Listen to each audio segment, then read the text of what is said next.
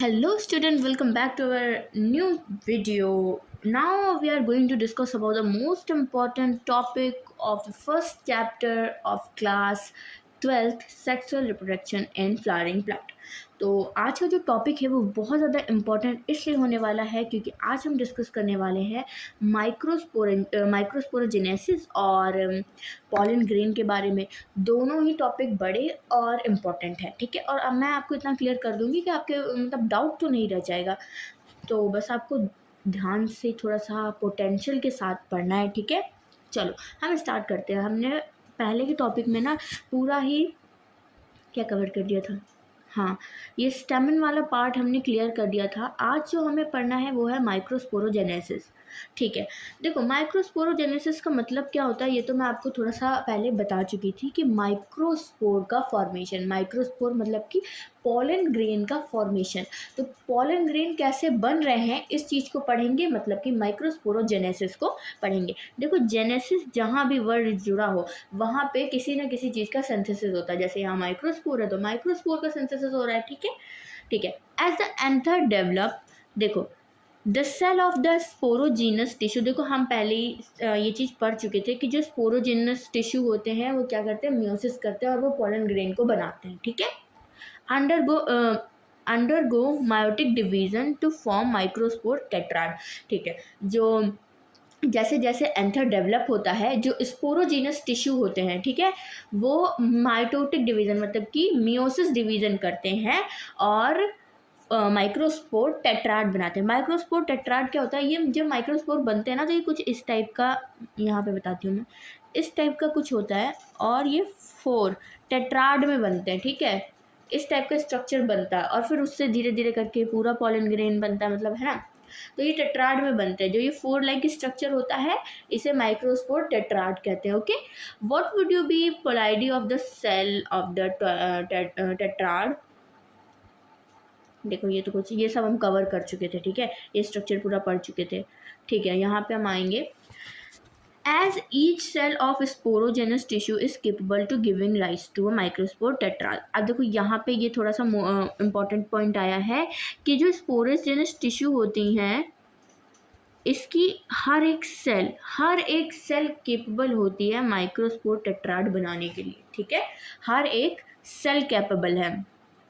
Each one is a potential pollen और microspore mother cell, ठीक है। जो भी मतलब कोई भी सेल होती है, अगर एक भी सेल है तो वो माइक्रोस्पोर मदर सेल बनने के काबिल है, ठीक है। The process for formation of microspore from a pollen mother PMC through meiosis is called microsporogenesis। देखो हम पढ़ चुके हैं, इसकी डेफिनेशन भी माइक्रोस्पोरोजेनेसिस की हमें मिल गई। द प्रोसेस ऑफ फॉर्मेशन, यहाँ से देखेंगे, the process of formation of microspore from a pollen mother PMC through meiosis division is called microsporogenesis, okay. ठीक है, ये क्लियर तो हो रही है ना, समझ तो आ रही है, मैंने अभी एक्सप्लेन की थी। The microspore as they are formed are arranged in a cluster of 4 sales.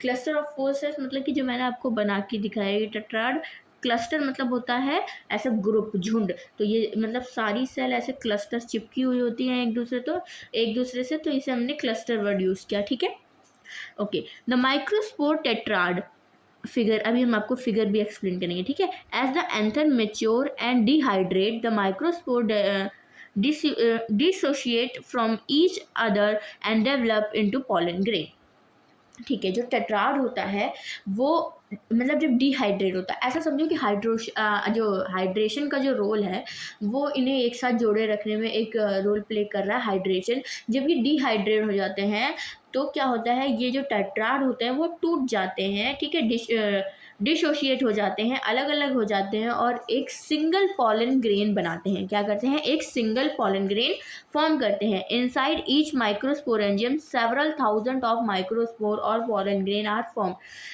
That are release with the dehiscence of anther. देखो इस चीज़ में बहुत कन्फ्यूजन होता है कि अभी तो टेट्राड बताया था तो फिर सेवरल थाउजेंड क्यों बोला, क्यों, क्योंकि देखो एक स्पोरोजेनस टिश्यू जो है, एक स्पोरोजेनस टिश्यू की जो सेल है वो एक प्रॉपर मदर सेल बनने के काबिल है और एक मदर सेल चार का ग्रुप, मतलब कि एक बार में चार पोलन ग्रेन बनेंगे ना, क्योंकि टेट्राड जो है वो आगे चल के एक टेट्राड को फॉर्म करती है, एक मदर सेल, और वो टेट्राड आगे चल के क्या होता है, डिवाइड हो जाता है 4 पोलन ग्रेन्स में, ठीक है, क्योंकि वो टेट्राड अलग अलग हो जाते हैं।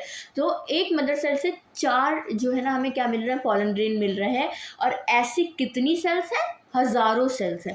तो हजारों सेल्स हुई तो मतलब 1 से 4, मतलब कि क्या यहाँ पे इस वजह से ये बोला गया सेवरल थाउजेंड ऑफ माइक्रोस्पोर और pollen grain are formed.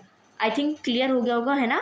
That are release with the dehiscence. Dehiscence मैंने आपको बताया था, जैसे देहेसेंस का मतलब होता है फटना। जब पॉलन ग्रेन फटता है तो सारे मतलब सॉरी, जब पॉलन सैक फटती है, ठीक है, वो खुलती है तो पॉलन ग्रेन सब निकल जाते हैं। ओके, अब देखो पॉलन ग्रेन के बारे में पढ़ेंगे कि पॉलन ग्रेन है क्या चीज़, इसका स्ट्रक्चर क्या है, ये देखेंगे, ठीक है।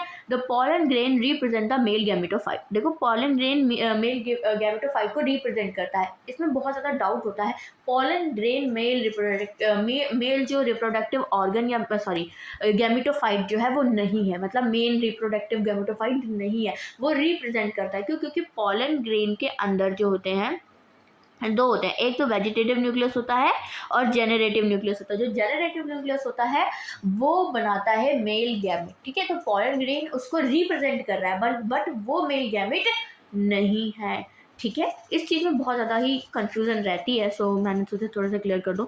इफ़ यू थोड़ा सा, क्यों हम पूरा क्लियर करेंगे। If you touch the opened anther of hibiscus or any other flower, you would find deposition of yellowish powder pollen। हाँ, ये तो नोटिस किया होगा, जब आपने हिबिस्कस गुड़हल के पौधे के जो ऊपर जैसे मतलब थोड़ा सा डंडी जैसे होती है उठा होता है, उसके बाद उसमें येलो कलर के ऐसे ऐसे करके छोटे छोटे से स्ट्रक्चर आपको देखने को मिलेंगे। ऐसे जब आप उंगली से ऐसे ऐसे रब कर दो या फिर ऐसे ऐसे करके मतलब घिस के देखो, तो हाथ में भी छोटे छोटे येलो येलो कलर के ये मतलब पाउडरी पॉलन ग्रेन्स होते हैं वो, ठीक है, वो पॉलन ग्रेन्स होते हैं। वैसे आपको पता भी चलेगा गोल गोल से, और थोड़ा सा मतलब ना पाउडर सा आपको हाथ में, अपने हाथ में कुछ ना कुछ मिलेगा, ठीक है, कुछ ना कुछ तो मिलेगा भाई, है ना। येलो कलर का, भाई सबने नोटिस किया है, तभी इतना सिंपल एग्जाम्पल दे रखा है कि सबने देखा हो। जिसने नहीं देखा वो एक बार करके देख लेना, क्योंकि इसमें सबसे क्लियर पॉलन ग्रेन देख सकते हो आप, सबसे क्लियर। ओके, ठीक है। Sprinkle these grain on a drop water taken on a glass slide, observe under a microscope। आपके पास माइक्रोस्कोप नहीं होगा तो अपने स्कूल के माइक्रोस्कोप में देख लेना जाके। लेकिन देखो ये वाला जो प्रैक्टिकल है ये आप लोगों को करवाया भी जाएगा, तो मैं इस चीज़ की राय देती हूँ कि जो जो आपके स्कूल टाइम में प्रैक्टिकल कराया जा रहा है उन्हें ज़रूर कर लेना, ज़रूर, ठीक है। ठीक है, देखो यहाँ पे कुछ स्ट्रक्चर दिए गए हैं ये पॉलन ग्रेन्स के, ठीक है। पॉलन ग्रेन्स के जो भी स्ट्रक्चर होते हैं, अलग अलग स्ट्रक्चर जो भी आप देखते हो, वो होते हैं उसकी एक्साइन की वजह से, ठीक है। ये एक्साइन जो होती है, एक्साइन क्या होता है, पॉलन ग्रेन की मेनली 2 लेयर्स होती हैं। एक होती है इंटाइन अंदर वाली, और एक होती है एक्साइन बाहर वाली, ठीक है, ठीक है। तो ये जो स्ट्रक्चर बनाएगी वो कौन बनाएगी, एक्साइन बनाएगी। अभी आगे हम अच्छे से क्लियर करेंगे, ठीक है। You will really be amazed at the variety of the architect's size, shape, color, design seen on the pollen grain for different species। इसमें आर्किटेक्ट का वर्ड क्यों यूज़ किया है, क्योंकि ये इतना ज़्यादा देखने में फैसिनेटिंग होता है, मतलब कि सिंपल कोई स्ट्रक्चर नहीं है, वो इतना ज़्यादा ही मतलब उसको घुमा घुमा के बना देंगे कि वो आपको आर्किटेक्ट ही लगेगा, सिंपल स्ट्रक्चर नहीं लगेगा वो। You know what I mean. देखो तो आपको हर स्पीशीज़ के मतलब हर स्पीशीज़ का पॉलन ग्रेन जो है सो वो सेम नहीं होगा। ये तो हम पहले भी पढ़ चुके थे, उसमें कुछ ना कुछ डिफरेंट होगा, उसका स्ट्रक्चर, उसकी शेप, उसका कलर, हर चीज़ डिफरेंट होती है, ठीक है। तो ये चीज़ देखने के लिए कहा है। देखो pollen grain are generally spherical.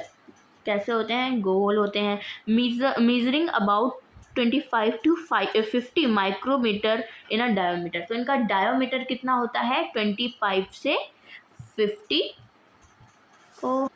50 micrometer का होता है, ठीक है। तो यहाँ पे ये थोड़ा सा इम्पोर्टेंट है, इसको ज़रूर अंडरलाइन कर लो, 25 to 50 माइक्रोमीटर। ओके, अरे यार ये ना ज़्यादा भद्दा क्यों हो जाता है, ये लो इन डायोमीटर। डायोमीटर तो समझते ही होंगे ना आपको, डायोमीटर तो समझ में आता है, ये पूरा डायोमीटर, ठीक है। अरे ये पूरा डायमीटर ऐसे, ठीक है। ये 25 to 50 होता है। Micrometer. It has prominent two layered, जिसके बारे में हमने पढ़ा। एक्साइन मतलब कि एक्सिट बाहर की साइड वाली, इंटाइन मतलब कि इनर मतलब अंदर वाली, ठीक है। The hard outer layer is called exine. अब एक्साइन के देखो हम इस स्ट्रक्चर को लेके चलते हैं और समझते हैं। ये है इसकी एक्साइन, ठीक है, और ये है इसकी इंटाइन। एक्साइन के बारे में हम समझे तो एक्साइन हार्ड लेयर है, ठीक है, बहुत ही ज़्यादा हार्ड और मतलब कि मजबूत लेयर है, और इंटाइन तो सॉफ्ट लेयर है, ठीक है। चलो ठीक है। Exine is made up of the hard outer layer called exine is made up of sporopollenin. भाई मोस्ट मोस्ट मोस्ट इम्पॉर्टेंट चीज़ यहाँ लिखी हुई है, क्यों? स्पोरोपोलिन, ये वर्ड आई डोंट नो कि ये कितनी बार नीट का मोस्ट इम्पॉर्टेंट और फेवरेट क्वेश्चन बना है। क्यों क्यों बना है? क्योंकि अरे यार, इसलिए क्योंकि ये इम्पोर्टेंट है, इसलिए सॉरी। देखो स्पोरोपोलिन जो है उसकी खासियत है कि वो एक ऐसा स्ट्रक्चर है, एक ऐसा केमिकल है, मतलब कि जिसे कोई भी केमिकल तोड़ नहीं पाया है, हाई टेम्परेचर उसे ख़त्म नहीं कर पाया। इसीलिए एक एग्जांपल देती हूँ मैं थोड़ा सा। जो पहले के पेड़ थे, मतलब पहले के जो प्लांट्स थे, उनके भी पॉलन ग्रेन्स जो है ना, उनके भी पॉलन ग्रेन्स मिलते हैं, और वो बिल्कुल सेम स्ट्रक्चर रहता है। क्यों? उनको मतलब साइंटिस्ट उनको देखते हैं, और वो अभी भी मतलब अब तो उनकी अवेलेबिलिटी जो होती है वो ख़त्म हो चुकी होती है, वो भी हम आगे पढ़ेंगे, मगर उसके स्ट्रक्चर जो होता है वो टच से मस नहीं होता, और उसे देख के मतलब उसे पहचान सकते हैं वो कौन से प्लांट का था, या मतलब बहुत ही ज़्यादा ही उसका इतनी स्ट्रक्चर है कि वो लाखों साल तक उसे कोई ख़त्म करने वाला नहीं है। तो वो एक फॉसिल्स के रूप में यूज़ हो रहा है, फॉसिल्स के लिए यूज़ कर रहे हैं ना, हमें पता चला है। इसी चीज़ से हमें पता चला, इसी चीज़ से हमें पता चला है कि पहले कौन से प्लांट्स थे, कौन से नहीं। क्यों? क्योंकि उनके पॉलन ग्रेन जो है ना, उनका जो स्पोरोपोलिन की जो एक्साइन है वो बनी है स्पोरोपोलिन की, उसको कोई डिकम्पोज ही नहीं कर पाया, तो वो एक फॉसिल्स की तरह यूज़ हो रहा है, ठीक है। Which one of the most resistant organic material, ठीक है, नोन इट कैन, एक minute, material known it can withstand high temperature and strong acid and alkali. Acid में डाल दो, हाई टेम्परेचर करा दो, कुछ भी करो उनके साथ, उन्हें कोई फर्क नहीं पड़ने वाला, ठीक है। No enzyme that degrades sporopollenin is so far known. देखो कितनी इंपॉर्टेंट लाइन है, बहुत इंपॉर्टेंट लाइन है ये चीज़। जो देखो अगर हम कहें कि अभी आज हमने जितना पढ़ा है उसमें से मोस्ट इम्पॉर्टेंट चीज़ क्या थी, तो मोस्ट इम्पॉर्टेंट चीज़ यही थी, ओके, ठीक है। Pollen grain exine has prominent apertures called germ pore. अब देखो अपर्चर्स मतलब क्या होता है, देखो अब आपको पता चला है कि ये जो एक्साइन है वो इतनी ज़्यादा मजबूत है कि इसे कोई तोड़ फोड़ नहीं पा रहा है। तो लेकिन हम जानते हैं कि जो पॉलन ग्रेन है वो जो है मेल मेल गैमेटोफाइट नहीं है, वो रिप्रेजेंट करता है, उसके अंदर से निकलता है मेल गैमेट। अब अंदर से जब वो बाहर का स्ट्रक्चर इतना ज़्यादा मजबूत है तो अंदर से कैसे निकलेगा? देखो जो पॉलन ग्रेन होता है उसकी जो एक्साइन होती है वो ऐसे होती है, इस टाइप से होती है, मतलब ऐसे ऐसे ऐसे ऐसे ऐसे। तो वहाँ पे जो ये छेद होते हैं, ये जो जगह खाली रहती है, इसे क्या कहते हैं? जर्म पोर कहते हैं। क्या कहते हैं? Germ pore. Where sporopollenin is absent, यहाँ पर स्पोरोपोलिन नहीं होती है, ठीक है। pollen grain are well preserved as fossils because of the presence of the sporopollen। ये भी हम पढ़ चुके हैं कि इन्हें fossils के तरीके से यूज़ किया जा रहा है, क्योंकि इसमें sporopollen है जो डीजेनरेट नहीं होते, बट मेल गैमेट के लिए निकलने के लिए जर्म पोर पाए जाते हैं। जर्म पोर क्या होता है? ऐसी जगह जहाँ पे स्पोरोपोलिन absent होती है, ठीक है। The exine exhibits a fascinating array of pattern and design. Why do you think the exine should be hard? What is the function of germ pore? देखो मैंने आपको बता दिया क्यों हार्ड है, क्योंकि ताकि वो बहुत दिनों तक सुरक्षित रहे, और वो जर्म पोर क्यों है? ताकि मेल गैमेट निकल सके, ओके, ठीक है, ठीक है, ठीक है। हाँ ठीक है। The inner wall of the pollen grain is called intine. जो इनर वॉल होती है उसे क्या कहते हैं? एंडाइन कहते हैं। It is thin and continuous. ये थिन होती है और कंटिन्यूस होती है, मतलब इसमें पोर ऐसा नहीं है कि कहीं पर है कहीं पे नहीं है, जम पोर बन रहे हैं या कोई भी पोर खाली रह रहा है जगह, ऐसा कुछ नहीं है। ये कंटिन्यूस लेयर होती है, ठीक है। ये किसकी बनी होती है? सेलुलोज और पैक्टिन की बनी होती है। देखो ये तो बहुत इंपॉर्टेंट, मतलब बहुत सिंपल चीज़ है। सेलुलोज और पैक्टिन फ्लावर है, और फ्लावर के जो लेयर्स होती हैं वो सेलुलोज और पैक्टिन की ही ज़्यादातर बनी होती है, ठीक है। ठीक है। The cytoplasm of pollen grain is surrounded by a plasma membrane. Okay, ठीक है। When the pollen grain is mature is contain two cells, vegetative and generative cell. Okay, ठीक है। जब पॉलन ग्रेन मैच्योर होता है ऐसा, तो उसमें दो सेल होती हैं, एक तो वेजिटेटिव होती है और एक जेनरेटिव सेल होती है, ठीक है। Okay. The vegetative cell is bigger, देखो अभी मैंने स्ट्रक्चर बनाया और वेजिटेटिव सेल को बड़ा बनाया। Has abundant food reserve are large irregularly shaped nucleus. ठीक है। वेजिटेटिव सेल बड़ी क्यों होती है? क्योंकि उसमें फूड रिजर्व करने के लिए फूड रिजर्व के लिए होती है ना वो, इसीलिए वो थोड़ी सी बड़ी होती है, ठीक है। The generative cell is small, floats in the cytoplasm, small होती है और साइटोप्लाज्म में तैरती रहती है, ठीक है। It is simple shaped with dense cytoplasm, ये सिंपल होती है और डेंस साइटोप्लाज्म होता है इसमें, ठीक है। In over 60% cell of angiosperm pollen grain are shed at second cell stage. Second cell stage क्या होती है? Second cell stage होती है ये रही, एक है वेजिटेटिव और एक है जेनरेटिव। ये सेकेंड सेल, दो सेल है, शेड हो जाएगा इस स्टेज पे, शेड हो जाएगा और सेक्सुअल रिप्रोडक्शन में पार्टिसिपेट करेगा जाके, ओके।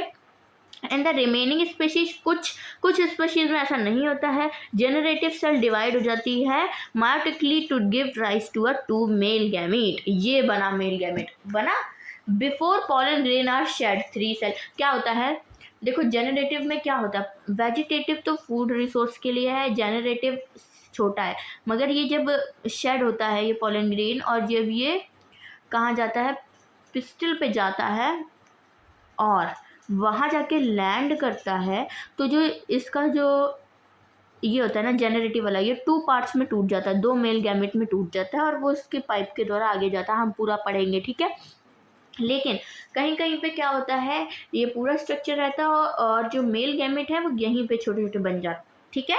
तो ये हो जाता है थ्री सेल स्टेज। तो कुछ प्लांट में थ्री सेल स्टेज में पॉलन ग्रेन जो होता है शेड होता है, और कुछ में टू सेल में शेड हो जाता है, ठीक है।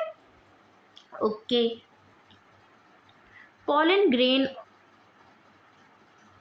ग्रेन ओके ओके ओके, ठीक है। हम पॉलन, इसके बाद देखो यहाँ से एक इम्पॉर्टेंट पॉइंट शुरू होगा, वो हम नेक्स्ट वीडियो में कवर करेंगे, क्योंकि ये वीडियो ऑलरेडी थोड़ी सी लेंदी हो गई है, लेकिन हम इसे थोड़ा सा लेंदी और करेंगे और स्ट्रक्चर को अच्छी तरीके से समझेंगे। स्ट्रक्चर को अच्छी तरीके से समझते हैं। चलो, ये रहा टेट्राड, ओके। ये है टेट्राड, फुल सेल दिख रही है आपको, पूरा पूरा एक एक सेल मिलके एक पॉलन ग्रेन बनाएंगे इस टाइप से। पहले ये सेल होगी, ये न्यूक्लियस होगा और ये पूरा आउटर एक्साइन होगी, ठीक है। उसके बाद क्या होगा? ये रही न्यूक्लियस, उसके बाद ये जो वैक्यूल्स होते हैं ना, ये आगे चलकर पहले क्या होता है, देखो जो न्यूक्लियस होगा वो दो भागों में डिवाइड होगा और क्या करेगा,